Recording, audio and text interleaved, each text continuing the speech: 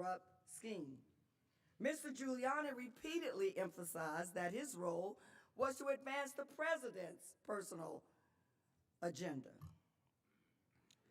The president's political interests, not to promote the national security interest of the United States. The fact that the president's private attorney was in contact at key junctures with the Secretary of State, whose senior officials were directed by the president to support Mr. Giuliani's efforts in Ukraine, is relevant, disturbing, and telling.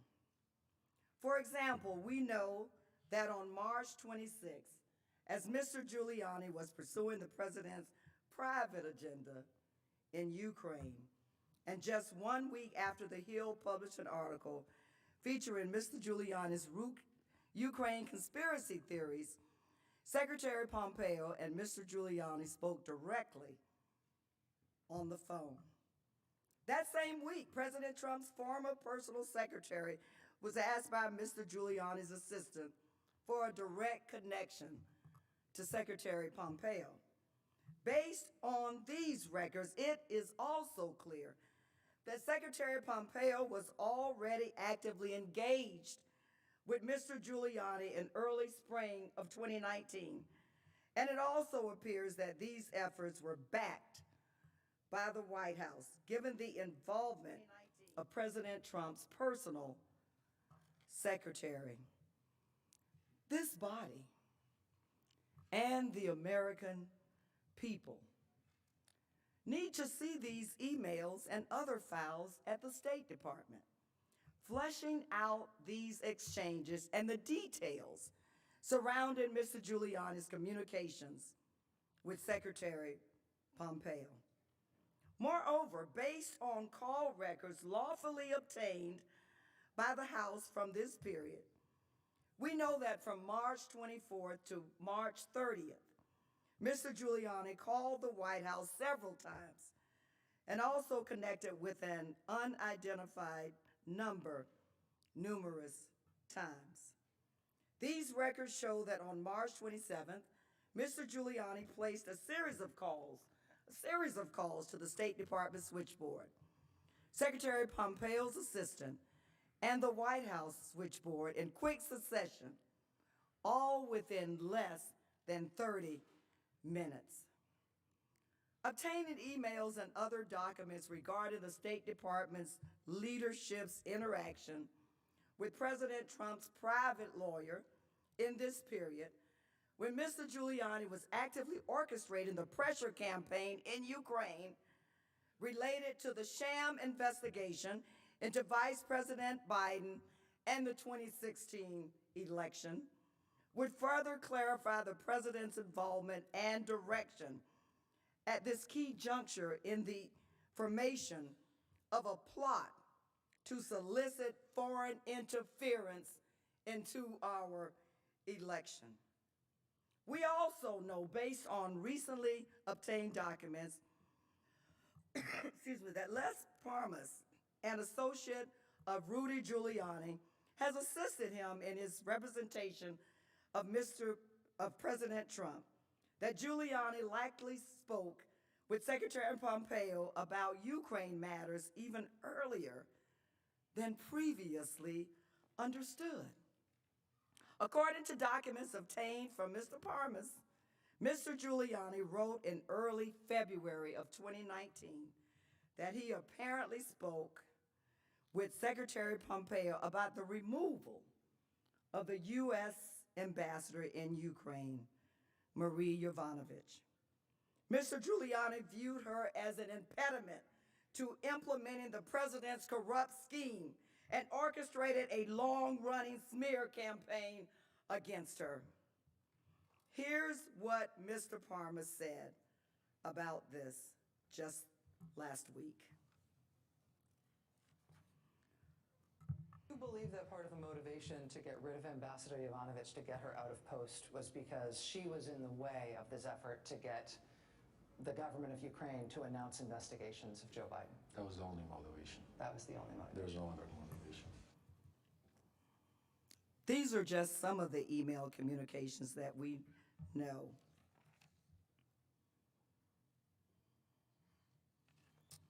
These are just some of the email communications that we know to exist, but there are undoubtedly more, including, for example, Ambassador Yovanovitch's request for the State Department to issue a statement of support of her around the time that Mr. Giuliani was speaking directly with Secretary Pompeo. But that statement never came. The State Department has gathered these records and they are ready to be turned over pursuant to a subpoena from the Senate. It would not be a time consuming or lengthy process to obtain them, and there are clearly important and relevant documents to the president's scheme. If we want the full and complete truth, then we need to see those emails.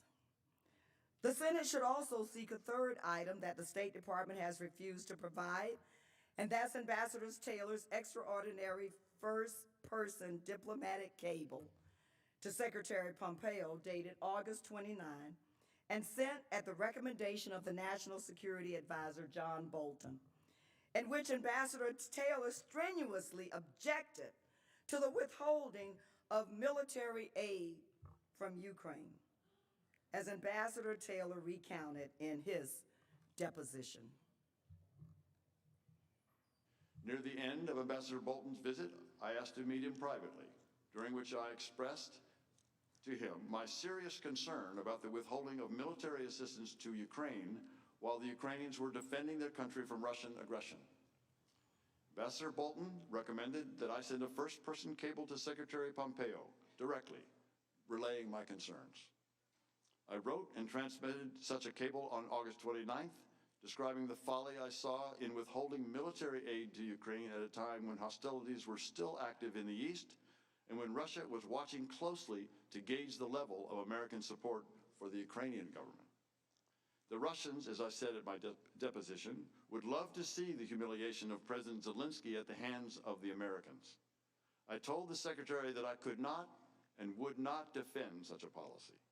Although I received no specific response, I heard that soon thereafter, the Secretary carried the cable with him to a meeting at the White House focused on security assistance for Ukraine. While we know from Ambassador Taylor and Deputy Assistant Secretary Kent that the cable was received, we do not know whether or how the State Department responded. Nor do we know if the State Department possesses any other internal records relating to this cable. This cable is vital for three reasons. First, it demonstrates the harm that President Trump did to our national security when he used foreign policy as an instrument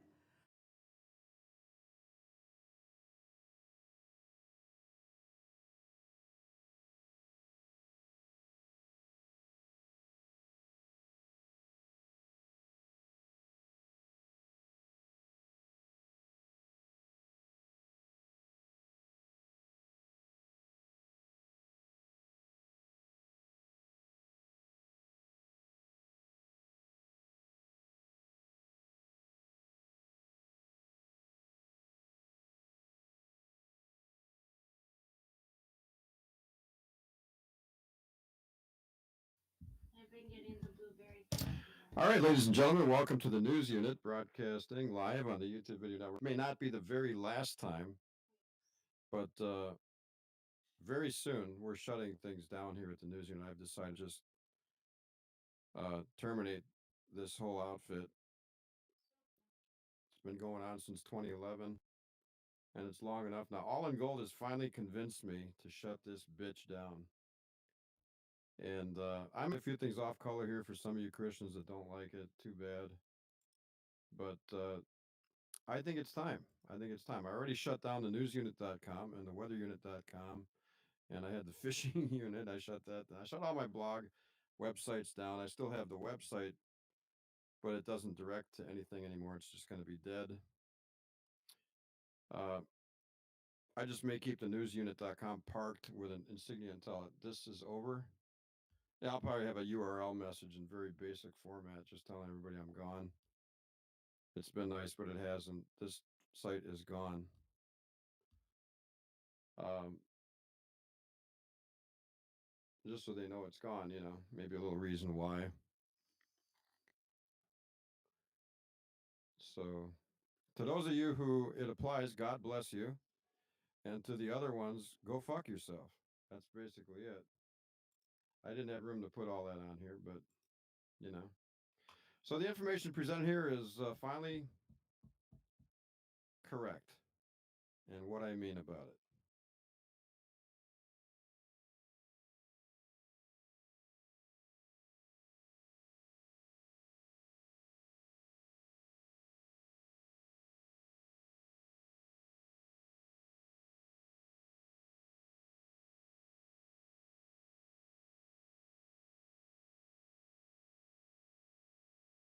You need to know. Tell me everything. What do you know? Bolts! Hammers. That's a little hammer. You got the hammers. Dexter could use those. Let's see what else we got. Drill bits. What does it mean? Springs.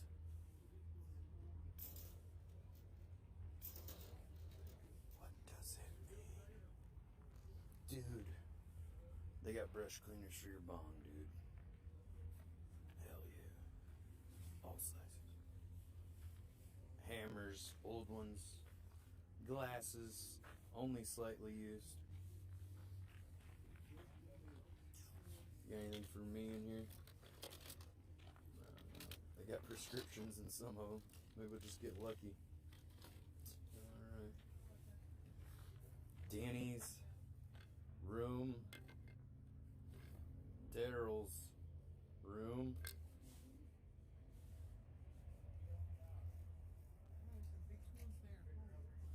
There we go. What else we got here? New bar nail. Small wires. Doohickeys. Bobbits. Gadgets.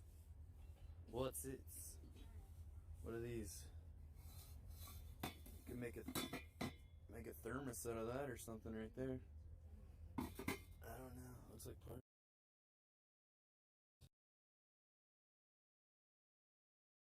His desire for a White House meeting. This just last week. Do you believe that part of the motivation to get rid of Ambassador Yovanovitch, to get her out of post, was because she was in the way of this effort to get the government of Ukraine to announce investigations of Joe Biden? That was the only motivation. That was the only motivation. There was no other motivation. These are just some of the email communications that we know.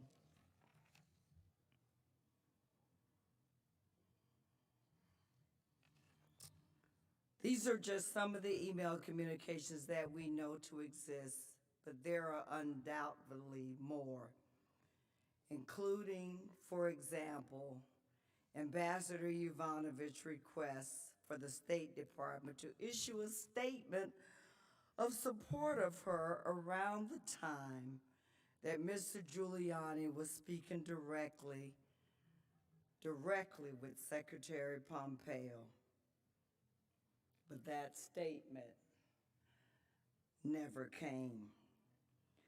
The State Department has gathered these records and they are ready to be turned over pursuant to a subpoena from the Senate. It would not be a time-consuming or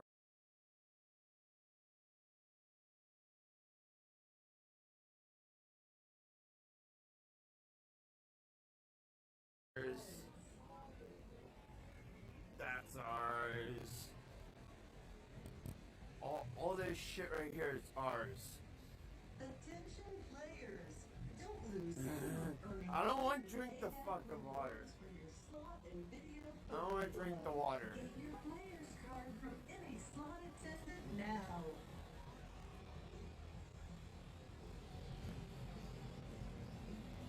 The fuck?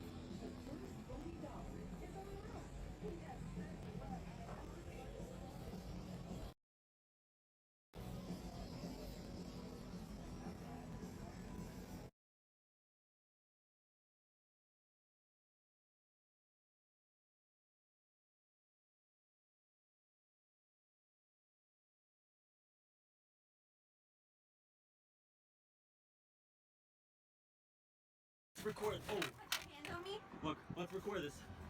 Let's Why record don't you this. push me again? Let's Push me record again. this. Look what you did to my Why don't car. you push me again? Why don't you push me again? Look at what you did to me. I Look pushed. at what you did What? to me. Let's record it. Let's. What is that? That's not from my Look. fucking. Kiss. Kiss me. Look at this. Beautiful. Beautiful. I guess I'm going to the car wash, huh? Take your fucking phone. Look at this. You put your Unbelievable. hands on me. You put your hands on me. I didn't. Wait, record that. I will. I Record will. that. I did. I kissed it. This is. I kissed Oh, it. you kissed it? I pushed it. Put You your hands opened. on my fucking stomach and left a bruise. I pushed Fuck you. you fucking abusive shit. That's you. You've been hitting me. You've been hitting me. Hands on me. You've been hitting me. This is my luck. You have. This is my. Look what you real did. reason. Disrespectful. This is what you do to your husband. You wanted a husband, Julie. You wanted a husband.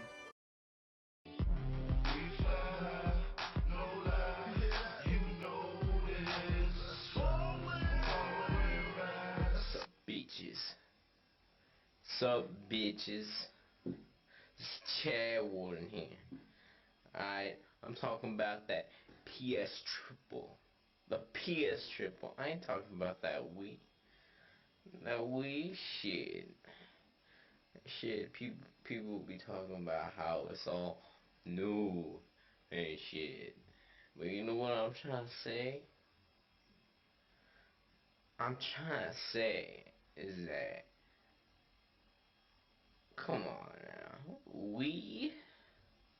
come on, that little controller, baby, that looks like a dildo. I ain't trying to play my games with no dildo. Maybe if the game is like, you know, WarioWare shove up your own ass game. Yeah, I don't know if there's any mini games where, you know, you have to shove it up your ass. But come on now, the Wii? People trying to say that the PS3 copied the Wii with the motion sensor. I don't give a fuck. Shit, the Wii, you know what they should copy? They should copy how to get good games. They should copy how to get good games from the PS3. Everybody knows is that PS3 make the best games. Now, I mean, nigga, come on. You got little games when you got Wii, or you got Legend of Zelda, where you walk around with a little bitch, and his little bitch ass sword, with a little shield, and he just goes, ha, ha, ha, come on. Who wants to play that shit? I need to shoot some niggas. Like, pow, pow. Nintendo, and then you talk about Nintendo isn't copying anything and how Sony is copying everything. And that's just bullshit. That's bullshit. Shit, to saying Final Fantasy was on Nintendo before Sony? Have you played the PS1? Nigga, the PS1 got Final Fantasy 7. Shit, Nintendo trying to copy that shit. They know that they can't compete if they don't got Final Fantasy. Nigga, I don't even care if any other systems get Final Fantasy. Final Fantasy sucks ass now. Ooh, look at Final Fantasy 12. You know, they running around with little girl and shit. Fuck, everybody knows that girls can't do shit other than suck dick. So, what I'm really trying to say is that Sony, Sony's the bond, nigga. It's that true shit. Sony's true shit. You know. So, and then we got these Xbox fans, about fans of the Xbox 360. The Xbox 360, Xbox Circle, they think they are, they think they're smart as shit. We ain't doing geometry, we try to play some games. And that's one thing Xbox don't got. Xbox ain't got games. It ain't got games. Shit, what niggas trying to say like Gears of War. Shit, fuck Gears of War. More like Tears of War. Man, that shit has that little bitch crying all the time. See that commercial? Little bitch ass commercial with that song? With that pussy ass song? Shit. True Games has some 50 Cent in the background. Some Fat Joe, some ballin'. Shit, not some of this Mad World shit, man. Fuck that. And then what else does Xbox got? Xbox got Halo. Niggas trying to talk about Halo, about Halo 3. You know what I'm saying? Man, they best rename that shit to Galo 3. Shit, that shit is mad gay. True niggas. True niggas don't play that game. You know who play that shit? Gay niggas. Gay niggas. Sony always wins, baby. Sony always wins. You can't beat Sony. Shit, that shit is slick. Slick. That shit. Have you seen the PS3? That shit is nice, slick, black. That shit is nice. See, like my hair over here, bitch? My hair? You like that shit? That shit is slick. Shit is black. Shit, my hair was blonde before this shit, alright? I dyed that shit black. You know why? Cause PS triple. The PS triple. That shit is money. Money. We got this one little fat bitch. I don't even know his fucking name. But it got a little fat bitch trying to say that the PS3 console. Like, what kind of poor bitch ass cardboard box is he living out of, baby? $600 ain't shit to Chad Wooden. Chad Wooden wipes his ass with $600. $600 ain't shit. Shit. I'll give you $600 just to shut the hell up, nigga. But you, you know, I can't take the weed with me. I can't have my caddy. You know, I need to play some HD games while I'm rolling my caddy. How am I supposed to get some honeys with the weed? It's like, yo, baby, look at my weed. You know what they say to me? I fucking laugh. When I showed them my PS3, honeys all get all over the shit. Get all the honeys with the PS triple.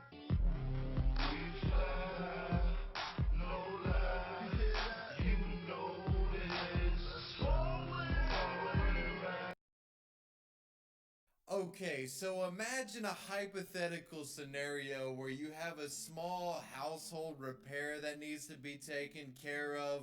I don't know, say your sink is clogged up. You're not a plumber. How are you supposed to fix this? Well, What you do is you look up a YouTube guide for it. We've been doing it like this for years now. How to unclog sink, click.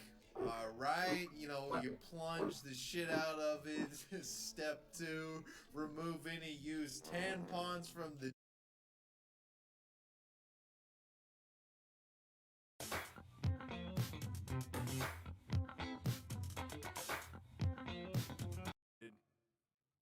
in the District of Columbia Court of Appeals. The Supreme Court found such a privilege necessary to guarantee the candor of presidential advisors and to provide the president and those who assist him with freedom to explore alternatives in the process of ultimately shaping policies and making decisions, and to do so in a way many would be unwilling to express except in private.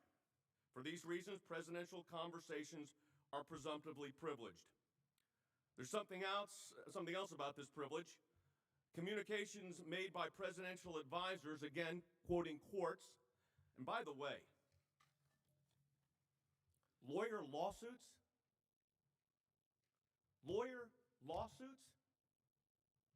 We're talking about the impeachment of a president of the United States, duly elected.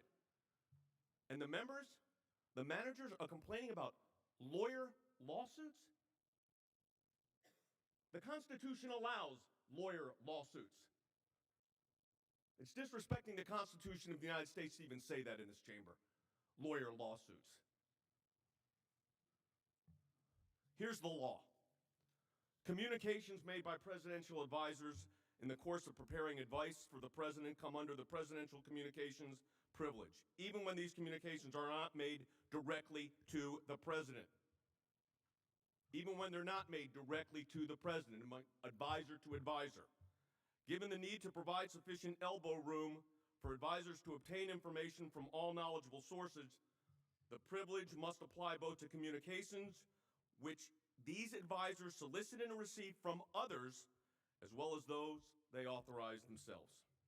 The privilege must also extend to communications authored or received in response to solicitation by members of a presidential advisor staff, since in many instances, advisors must rely on their staffs to investigate.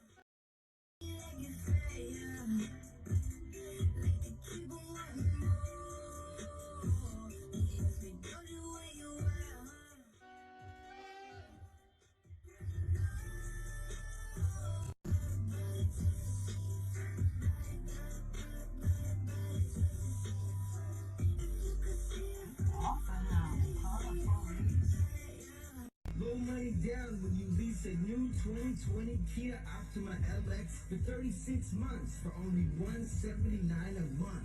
$29.99 to its signing at Laurel Kia. Laurel Kia can get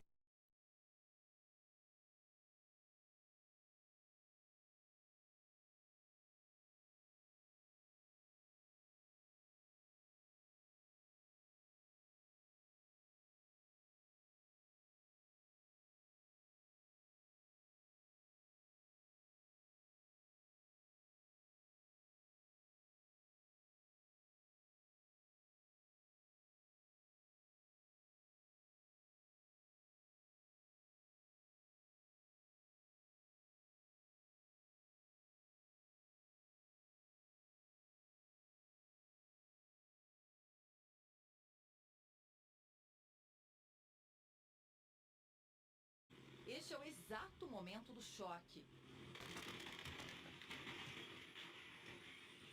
O helicóptero estava estacionado em uma rotatória da BR-364, quando um caminhão tentou fazer um retorno e foi atingido pelas hélices. A lateral do veículo ficou totalmente destruída. O helicóptero pertence ao Centro Integrado de Operações Aéreas da Polícia Militar e estava pronto para levantar voo. Policiais que estavam perto sofreram escoriações leves.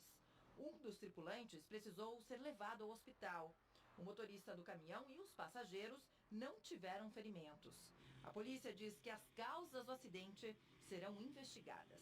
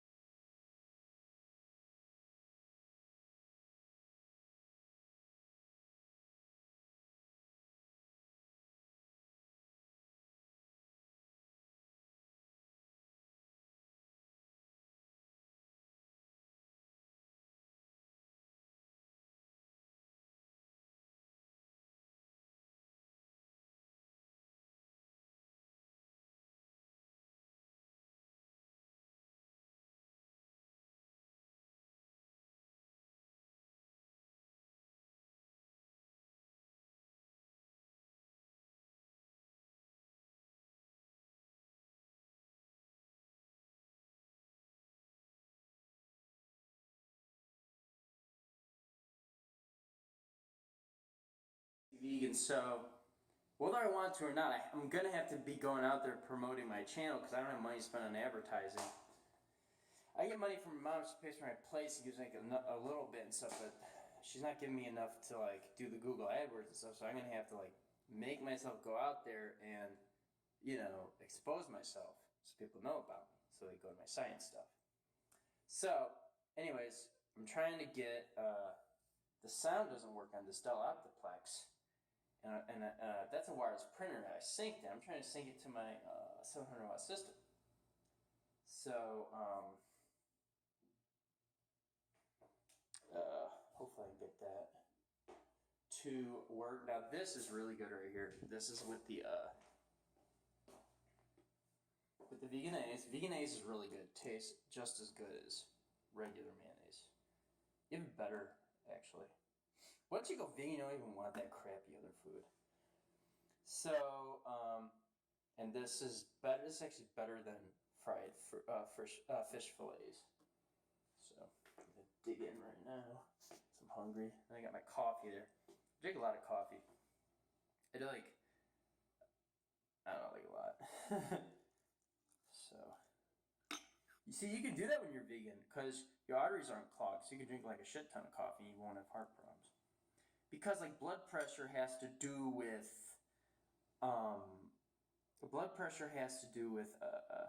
there's the arteries, and if they're clogged, then there's pressure. If they're crystal clear, like if you look at pictures of them before and after going vegan, before they go vegan, it's all clogged. After, it's crystal clear, so you can have like 60 cups of coffee a day and be fine. But then you can like have heart trouble if you have like a tiny bit of coffee. So you get like no sleep and have like 100 cups of coffee a day and you'll be fine because there's not as much pressure because your veins are up because there's no cholesterol in eating food.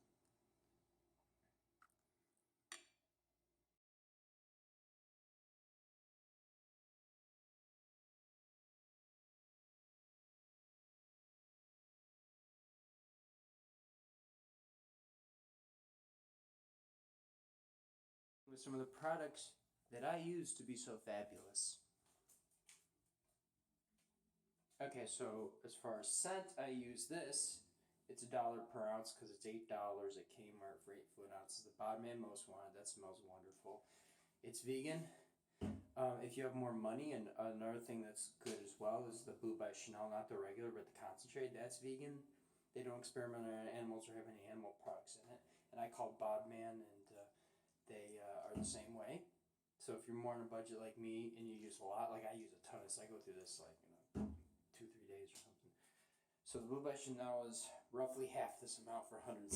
So it's Blue by Chanel concentrate, so it's really expensive, but it smells better than anything. So I use the they discontinued it, but it's the Giovanni Wicked Pomade. I like that stuff. Then the Ampro Clear Eyes I use sometimes. That's cheap. This pomade I get off Thrive Market, which I think is $90 for a full year subscription to it, and then you get pretty good prices. This Clear Ice is like a couple bucks at Kmart on the Ampro. And so for my hair, I dye it every Friday with the Manic Panic Amplified Rockability Blue. With gloves on, I put it in my hair, leave it for half an hour, rinse it out. They say you're supposed to just use cold water and rinse out, but I just rinse out hot water and it comes out fine. And before the first time, you have to use the Manic Panic bleach. Now this hair dye I use, the Manic Panic, is vegan. It says right on it, and it's non-toxic. So, and you have to do the bleach before the first time. You do the same way. You just put gloves on, put in your hair, leave it in for half an hour, then rinse out. And then I like re-bleach it every other month, stuff like that. So as far as the shave gel, I called and they said that this was vegan. No animal products, not experimental animals, the edge sensitive. I got this black woman though, so I'm not super confident that what she's saying is true. So she doesn't strike me as knowing really what she was talking about. So anyways, I got as far as my booty bleach, I use this. This is not the usual cheap booty bleach crap. This is non-toxic, this is vegan. And this I just put on every day, once a day and what it does is it, like people's butts, like you see another video, I don't use toilet paper, I flush the toilet and use water thoroughly clean. I used to use 2 rolls a day, I don't do that anymore. I do this method and it gets it way cleaner. So even doing that, there's still like stainage and stuff, so this bleaches it. And so it's pretty expensive and I go through it, but it's good stuff. And as far as teeth is concerned, I like Tom's because it's vegan, not experimental on animals, no animal products. And I like the anti-plaque and whitening. There's no fluoride. I don't like the fluoride. Let's see what else. I use Tom's long-lasting deodorant without the aluminum because that causes Alzheimer's. Okay, and as far as the my tattoos, this is Skin Candy Vegan Tattoo Ink, right here. This on the wall I got a week after going vegan in Chicago. That's most likely not vegan. That's why it's not as good as this and this. And the foundation I use is Zuzu Shade 14. Now, you can get that at Whole Foods. It's $35 for an ounce. So it's not super cheap, but it's super good. It's Stop throwing that cheap L'Oreal crap. And it's vegan, obviously. Okay, so what else do I use? I use the Dre's Bluetooth headphones. I use LG G4 phone. I have a couple of them. And I have the battery charger, because with the cell phones, especially if you do it for a living like me, like with the YouTube videos and stuff, you have to always have that battery, working, right? So I have various hookups, this also, the rapid charger, the turbo rapid charger, where I charge the battery and then I flip it out. I have another phone. For water, I like both Aquapana and I like Evian. I prefer drinking out of glass. Okay. And let's see. For coffee, what I like is these are getting 99 cents store, the double espresso instant coffee. I like that. I do a decent amount in there. I used to do the organic fair trade. Like I have right here, organic espresso bread. This is expensive. I used to put the equivalent of 12 cups worth in a grinder and then put in the thing, but I actually prefer the instant coffee. Actually, it makes you feel better. Okay, so what else? I get the Elmer's, the Elmer's glitter glue I like to design stuff. Like this right here. So this is gonna be like a 7-minute, maybe longer video. Now, I got extra virgin olive oil from Sicily. I got this unfiltered. It looks pretty good. I checked the ingredients. That risotto of Florentine, that's vegan. So then that with the sea salt, really should be good, right? I also like to get pastas. Regular pastas vegan. If you go to the 99 cent store, a lot of their bagels are vegan. The blueberry ones are not, but you have to check the ingredients. But some of the ones are, like some of the everythings are. Again, check the ingredients because I don't have the brand in front of me, but like the 99 cent store, they have. So anyways, Tums are vegan. I get heartburn sometimes. Let's see, what else? Dum-Dums are vegan. I like to suck on those. Laffy Taffies. I don't know what the name of that one thing is. This Tangy Zangy or whatever it's called. Let me just grab it. Yeah, Tangy Zangies. Is it vegan? Alright, now, as far as products, I like LG. My TV's LG right here. My 700 Systems LG. But one of my speakers got blown out, and the other one, when I was parked in front of High, the car shook and it broke off the wire off the base speaker, so those two speakers are gone. But still works, good. Just the one, and then the counts on the wires in. So I also like the Earthbound's vegan butter, as well. Let's see what else. That's pretty much it for now. I like few stainless steel pots, not the aluminum. 39715. I think that's it for now. It's about 7 minutes long. I'm sure there's something I've forgotten. Obviously, with the clothing, I don't use leather. I like synthetic leather. My shoes, I have about $1,850 put into them because they're $300 a pair. Now, when I first got them, they were $50 a pair, and some of the bottoms weren't smooth, so I had to get another pair. So that was $700, and then pay for vegan water-based waterproof glue and have them like some of the bottoms put on from the other ones to make the entire smooth. But once I get famous, I'm the greatest dancer in the world. I'll be like Michael Jordan in the sense that he was given new shoes for free, all the time. So that will be me. So it won't be $300 a pair. Maybe it'll be $300 a pair, but it won't be like $1,800 something a pair most likely because they'll come smooth and they'll already be customized. Because I custom vegan tattooing, Skin Candy vegan tattooing I get in Burbank. It's the same Sylvester Stallone uses. So, anyways, those are the products I use. I'm sure I'm forgetting some stuff, but this video is already 8 minutes long. So, let's see. I'm sure there's something. I don't. All right, let's see.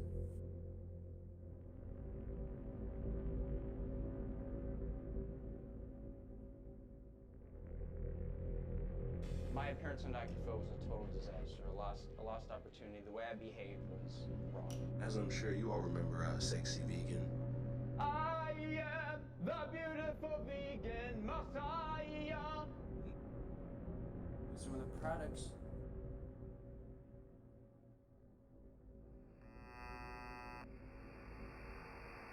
Vegan. Leola, that's her name. Leelani. She was extremely rude to me.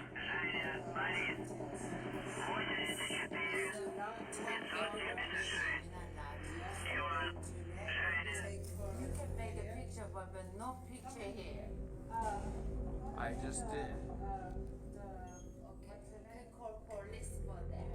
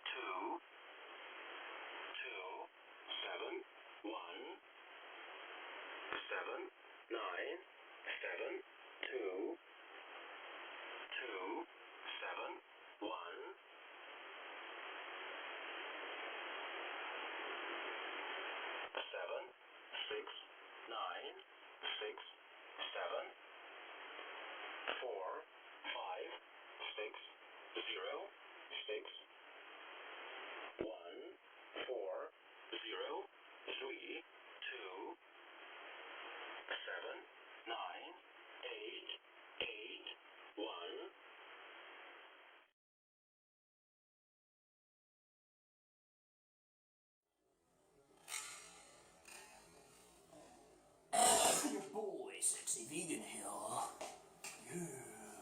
Yeah, boy, yeah. And this is my song. I do well in Beverly Hills.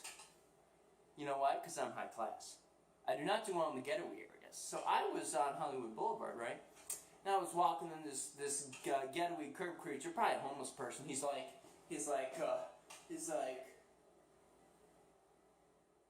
oh, nah! So this is the correct thing to say to him. Point the camera and say, hey, yo, the homeless homie! The government owes you money because you like to party. Your curb creature ass is the homeless homie. He's the homeless homie.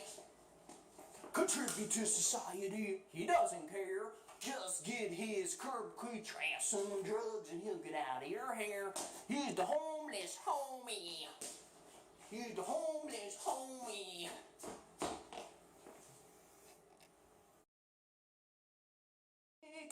You are wonderful. You stand out in a crowd. People may rip on you, but that's just their ignorance. Oh no, don't rip on me, you fucking whore. You get your boy, Sexy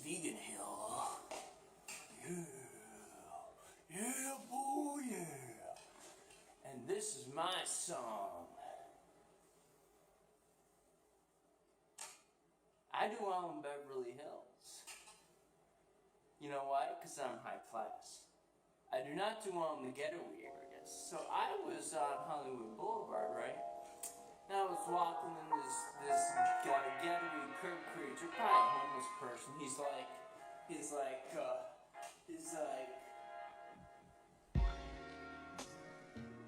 oh, nah! So this is the correct thing to say to him. Point the camera and say, I got the homeless homie. The government owes you money because you like to party. You're a curb creature ass is the homeless homie. Be the homeless homie. Contribute to society. He doesn't care. Just get his curb creature ass and get out of your hair. He's the homeless homie. He's the homeless homie.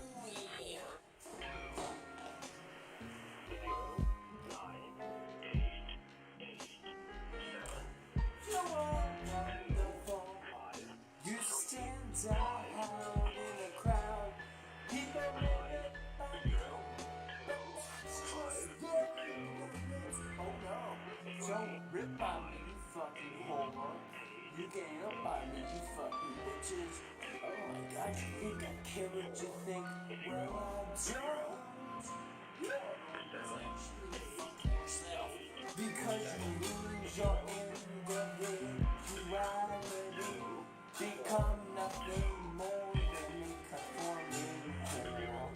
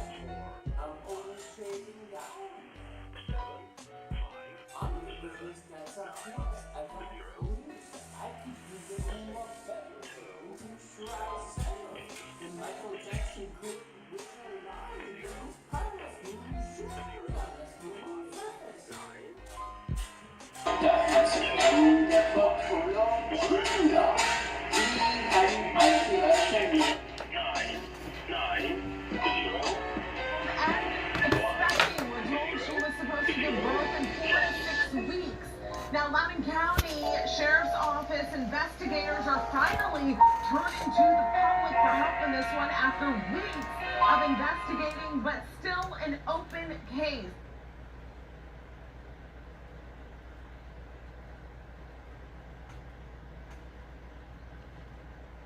Showing the woman cheated in multiple events over a span of 4 years.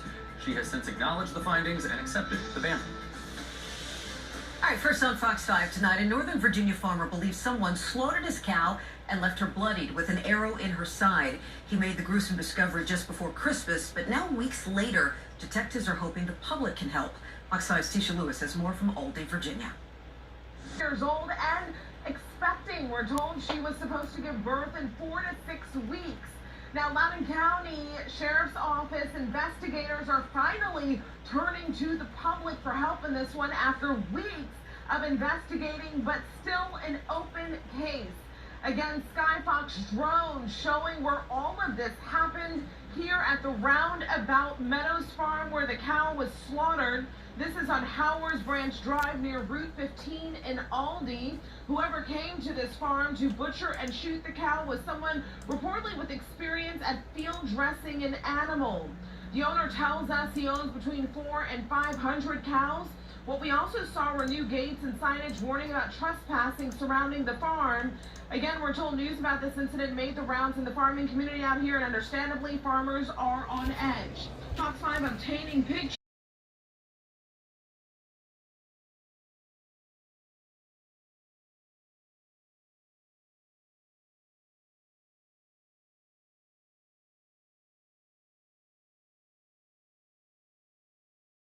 Like the work of someone who knew what they were doing. This was most definitely a professional job.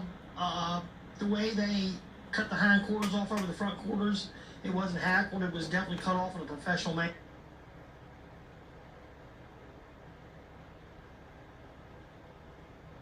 Passing surrounding the farm. Again, we're told news about this incident made the rounds in the farming community out here, and understandably, farmers are on edge.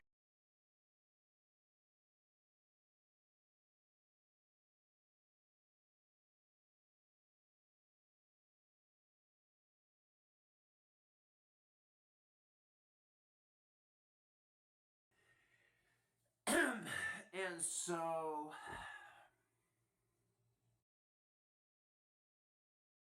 we know these documents exist, and we know that the only reason we do not have them is because the president directed OMB not to produce them, because he knows what they would show.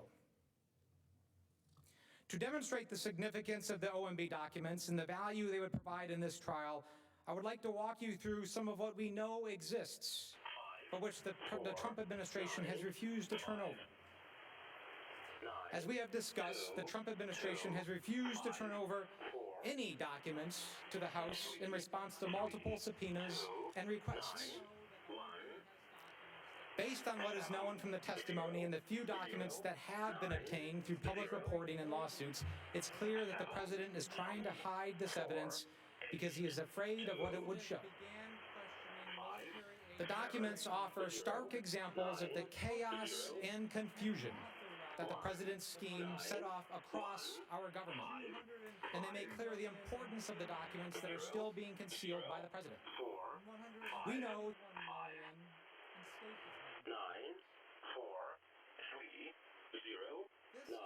this funding had wide bipartisan support because, as many witnesses testified, providing military aid to Ukraine to defend itself against Russian aggression also benefits our own national security.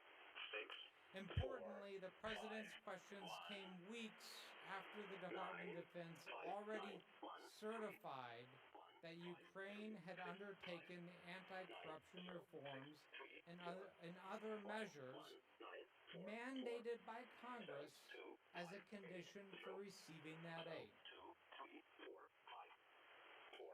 So there is a process for making sure that the funds make it to the right place and to the right people. A process that has been followed every year that we have been providing that security assistance to Ukraine, including the first 2 years under the Trump administration. Nonetheless, the president's questions came days after DOD issued a press release on June 18th, announcing it would provide its $250 million portion of the taxpayer-funded military aid to Ukraine.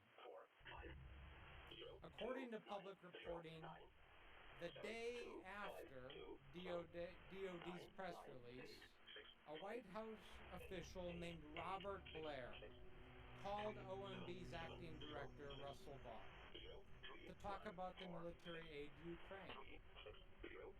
According to public reports, Mr. Blair told Barr, quote, "We need to hold it up." OMB has refused to produce any documents related to this conversation. The Senate can get them by passing the amendment and issuing a subpoena. But there's more. The same day Blair told Trump to hold up the aid, Michael Duffy, a political appointee at OMB who reports to Vought, emailed Deputy Undersecretary of Defense Elaine McCusker and told her that the president had questions about the aid. Duffy copied Mark Sandy, a career official at OMB, who told us about the email in his testimony before the House. Like all others, that email was not produced by the Trump administration in the House. We have to face the fact that modern man suffers from a kind of... I knew I always wanted to...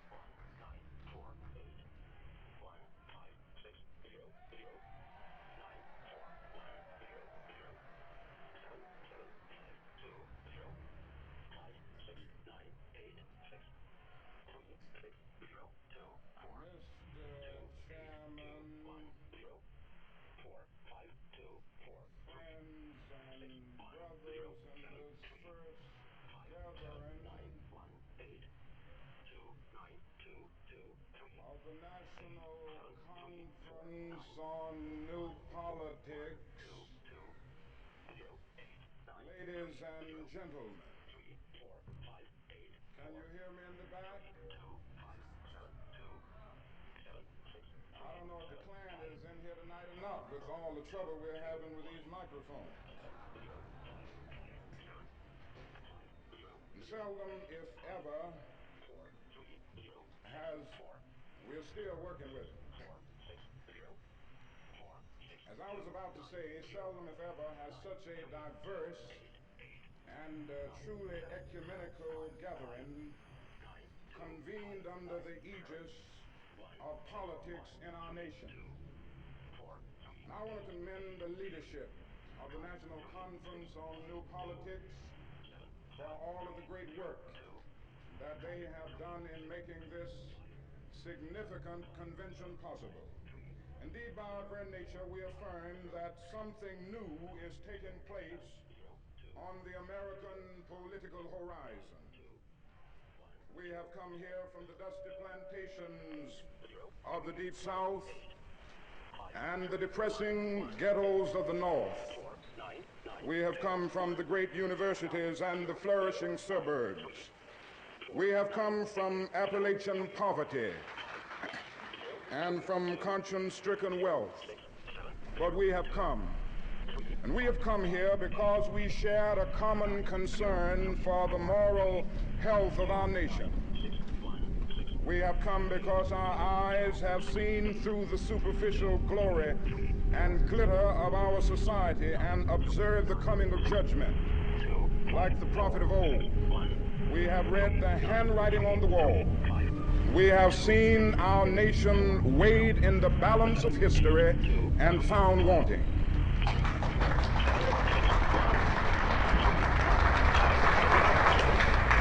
We have come because we see this as a dark hour in the affairs of men.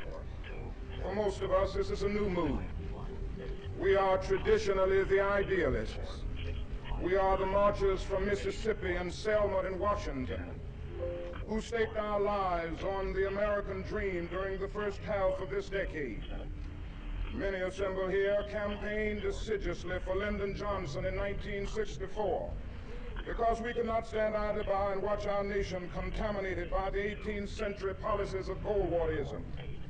We were the hardcore activists who were willing to believe that Southerners could be reconstructed in the constitutional image. We were the dreamers of a dream. that dark yesterdays of man's inhumanity to man would soon be transformed into bright tomorrows of justice. Now it is hard to escape the disillusionment of betrayal. Our hopes have been blasted and our dreams have been shattered.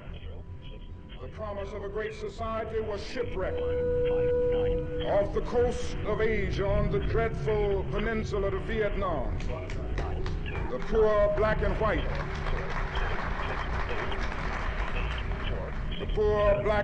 are still perishing on a lonely island of poverty in the midst of a vast ocean of material prosperity. What happens to a dream deferred? It leads to bewildering frustration and corroding bitterness. I came to see this in a personal experience here in Chicago last summer.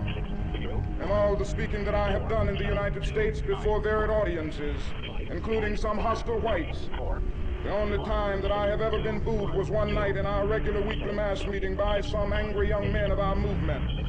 I went home that night with an ugly feeling. Selfishly, I thought of my sufferings and sacrifices over the last 12 years. Why would they boo one so close to them? But as I lay awake thinking, I finally came to myself, and I could not for the life of me have less than patience and understanding for those young men. For 12 years, I and others like me had held out radiant promises of progress. I had preached to them about my dream. I had lectured to them about the not-too-distant day when they would have freedom, all here now. I had urged them to have faith in America and in white society. Their hopes had soared. They were now booing me because they felt that we were unable to deliver on our promises. They were booing because we had urged them to have faith in people who had too often proved to be unfaithful. They were now hostile because they were watching the dream that they had so readily accepted turn into a frustrating nightmare. This situation is all the more ominous in view of the rising expectations of men the world over. The deep rumblings that we hear today, the rumbling of discontent, is the thunder of disinherited masses rising from dungeons of oppression to the bright hills of freedom.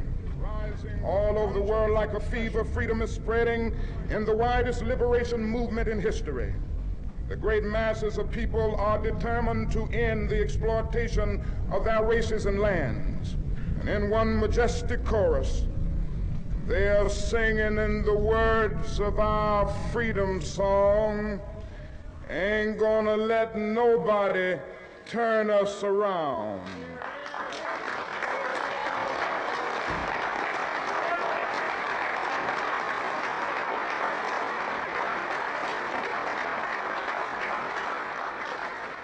And so the collision course is set. The people cry for freedom, and the Congress attempts to legislate repression. Millions, yes, billions, the internet is full of all sorts of things. Appropriated for mass murder. But the most meager pittance of foreign aid for international development is crushed in the surge of reaction. Into the clandestine world of the number stations. Unemployment rages at a major depression level in the black ghetto. But the bipartisan response is an anti-riot bill rather than a serious poverty program. You are about to enter a very strange world. A world of alleged spooks and spies, of conspiracies and covert operations, of illicit transmissions across the globe, to secret agents and undercover operations. Pitiful as they were to begin or perhaps with. Just a world of fantasists, in the grip of a Cold War hangover, imagining it all, just to fulfill their big brotherly paranoia. Either way, what I'm about to show you is at the very least curious and possibly that a very scary Congress that indeed. proves to be more Ever since the height anti-Negro of the than Cold War, radio enthusiasts anti-rat across the globe needs started to to be notice strange, dismissed. beguiling broadcasts in the outer limits of the band. Anonymous transmissions that all had a similar shape to them. Each had a call sign, followed by set.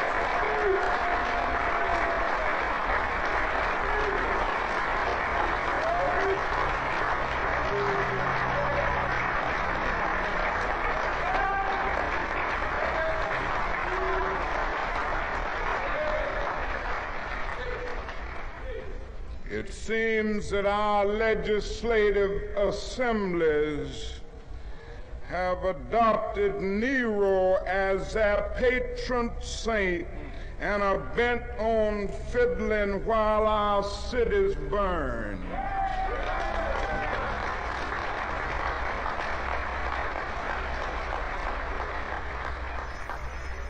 Even when the people persist, and in the face of great obstacles, develop indigenous leadership and self-help approaches to their problems, and finally tread the forest of bureaucracy to obtain existing government funds. The corrupt political order seeks to crush even this beginning of hope. The case of CDGM in Mississippi is the most publicized example, but it is a story repeated many times across our nation. Our own experience here in Chicago is especially painfully present. After an enthusiastic approval by HEW's Department of Adult Education, SCLC began an adult literacy project to aid 1,000 young men and women who have been pushed out of overcrowded ghetto schools in obtaining basically literacy skills prerequisite to receiving jobs.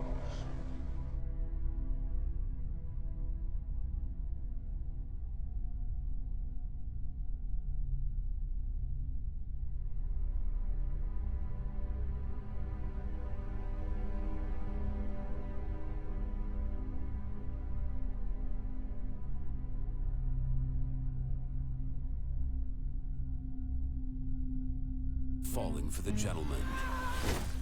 So you killed someone? No. So I ran up behind him with a hatchet, smash, smash, smash. He was a viral sensation. I'm Kai. Kai, can I get spelling for you? Straight out of Dogtown, K-A-I. Known as Kai the Hitchhiker, a Canadian drift. Smash.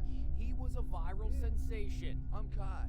Kai, can I get spelling for you? Straight out of Dogtown, K-A-I. No. Smash. He was a viral sensation. I'm Kai. Kai, can I get spelling for you? Straight out of Dogtown, K-A-I. Known as Kai the Hitchhiker. Elaborate tattoo on the side of his face. All right. My name is Kai. K-A-I, straight out of Dogtown. This interview is taking place in prison. He's a convicted killer, and this is the first time he's speaking out since his conviction. This situation is hell. How did he end up here? 3 months after he appeared on Jimmy Kimmel, Kai hitchhiked across the country and wound up in New York's Times Square, where he met 74-year-old lawyer Joseph Galfi. How did you meet this man, Joseph Galfi? He walked up to me and said, "Hey, you look lost. Where are you headed?" I told him I'm going over to Jersey, and he gave me a ride over to his place. He took the man up on his offer and spent 2 nights at his home. He claims he was drugged and then sexually assaulted. Then he said he fought back in self-defense. I put a punch to him in the face, and he was over top of me, and he shoved me into the bed. I was trying to get him away from me. I couldn't get him away from me. Kai fled to Philadelphia, where he was apprehended 4 days later. After the beating, Apprehended 4 days later. Philadelphia. Into the bed. I was trying to get him away, and he shoved me into the bed face. And he was over top of me, and he shoved me into the bed. I was trying to get him away from me. I couldn't get him away from me. Kai fled to Philadelphia, where he was apprehended 4 days later. After the beating, did you realize how badly he was injured? No. Just thought I had to get out of it. I just had to get out of there. When I woke up, I just had to get out of there.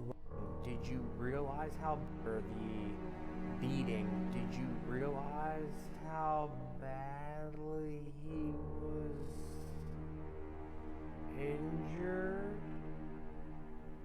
No. Thought I had to get out of there. I just had to get out of there. When I woke up, he was over top of me. I panicked. Did you know he was dead? Didn't know that he was dead. This man's ear was almost stripped off. His neck was fractured. His face was fractured.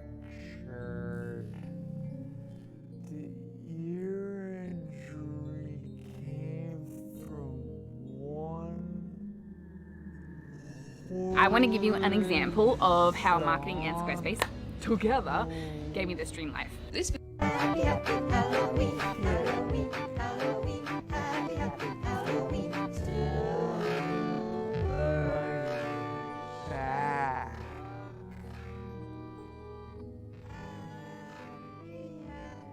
That hard to tell you.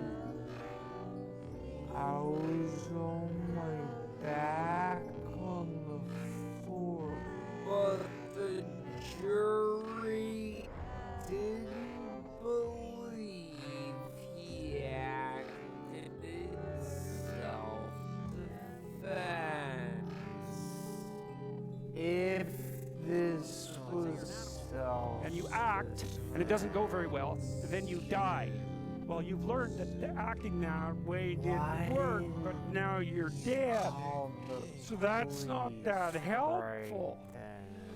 Then you might think, well, maybe you should represent how you're going to act. So, no.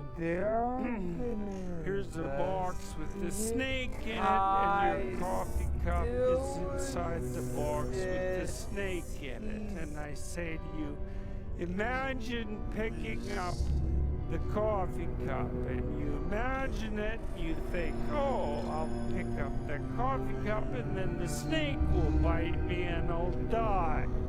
And so then you decide that implementing the strategy of picking up the coffee cup is probably not a very good idea. And so that stupid idea has to die, and not you. And so Popper's idea was that the reason that we developed the capacity to abstract was so that our stupid ideas could die instead of us. And that's really, it's almost impossible to overstate how brilliant an observation that is. Because what it means is that as a standard animal, you would have to produce variants of yourself reproductively to go out into the world and try their hand at survival. And that's pretty costly because you have to produce all the biological replications of you. So you could only probably manage that maybe 13 times if you really, really worked at it. And then the cost of their failure is extraordinarily high because they die. Well, you can just sit there and produce like 20 different versions of you extending out over the next week or the next month, and you can run them through a simulation and kill off all the ones that you don't regard as suitable, and then only implement the successful ones. Now, you know, you could debate about how accurate you might be at doing that, because it would depend on your knowledge. But we do know that intelligent people tend to do better across the course of their life. And so it does seem that there is some utility with regards to survival, or at least with regards to positioning in the dominance hierarchy, which is somewhat of a proxy for survival and for reproductive success. There's some association between that and the ability to abstract. So we could say that part of the reason that people got smarter was because smarter people were more likely to stay alive. Now, I think it's more complicated than that, too, because I believe that human males and females are in an evolutionary cognitive arms race, roughly speaking. And so as men get trickier, women get trickier to understand them, and then as women get trickier to understand, men get trickier to understand them. So we've been chasing each other around this cortical expansion loop pretty much since we parted ways with the ancestor that we had in common with chimpanzees. So that's roughly about 7 million years ago. Well, I'll tell you a couple of strange things that I don't really understand. The first is, when we've done the analysis of the effects of the futurology program, it has had a differential impact on men, and it's had a particularly differential impact on what I would call excluded men. And so that would be non-Western ethnic minority men, or majority men who aren't doing very well. So, for example, at Mohawk College, the futurology program had a particularly robust effect on Mohawk College students who were men who hadn't done very well in high school, and who hadn't picked a major that had a career destination at its end. So you can imagine those people they have an ambiguous relationship with the idea of education, and they're not oriented specifically towards a goal. They're not very motivated. Now, why did it have a differential effect on men?